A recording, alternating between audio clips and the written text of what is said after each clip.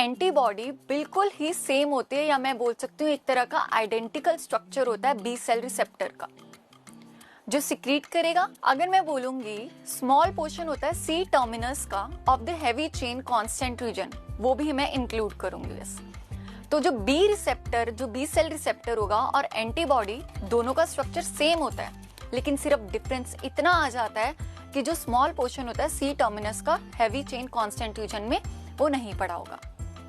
तो जो इस केस में क्या होगा, जो बी सेल रिसेप्टर होता है उनका जो सी टर्मिनस होता है वो हाइड्रोफोबिक होता है, that is a membrane anchoring sequence.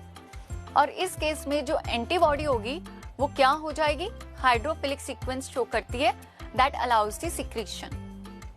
अब जैसे कि सॉल्युबल होती हैं और ज्यादा अमाउंट में सिक्रीट करते हैं, तो ये इजीली हम इसको स्टडी कर पाएंगे। इस रीजन के लिए हम काफी सारी इसके बारे में स्टडी करने वाले हैं। कहाँ से आती है बी सेल रिसेप्टर की जब हम बात करते हैं? It comes from the study of the antibodies. तो पहले हमने डिस्कस करा था अभी आप लोगों के सामने कि बी सेल रिसेप्टर और एंटीबॉडी के स्ट्रक्चर में क्या थोड़ा सा डिफरेंस है और क्या क्या सिमिलैरिटी है। तो जो बी सेल रिसेप्टर था वो कहाँ से आया था, that is from the study of the antibodies.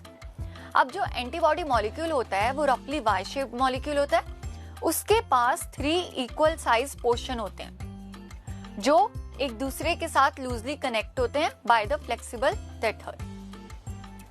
अब इसमें 3 स्कीमेटिक रिप्रेजेंटेशन शो करी जाएंगी एंटीबॉडी स्ट्रक्चर की, जिनको देखा गया था एक्सरे क्रिस्टलोग्राफी से।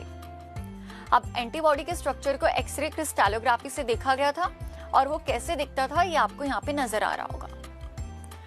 तो जो मेन एम है हमारा इस टॉपिक का वो क्या है कि मैं आप लोगों को समझाऊंगी कि कैसा स्ट्रक्चर होता है एंटीबॉडी का, कैसे वो स्ट्रक्चर फॉर्म होता है एंटीबॉडी का, कैसे वो अलाउ करता है जितने भी एंटीबॉडी मॉलिक्यूल्स होंगे to carry out the dual task, कि वो कैसे अपने अपने टास्क परफॉर्म करते हैं।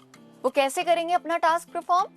पहली बात, वो बाइंड कर जाएंगे अलग अलग वैरायटी ऑफ एंटीजेंस के साथ। दूसरी बात कि वो उनके पास लिमिटेड नंबर होता है इफेक्टर मॉलिक्यूल्स का और सेल का।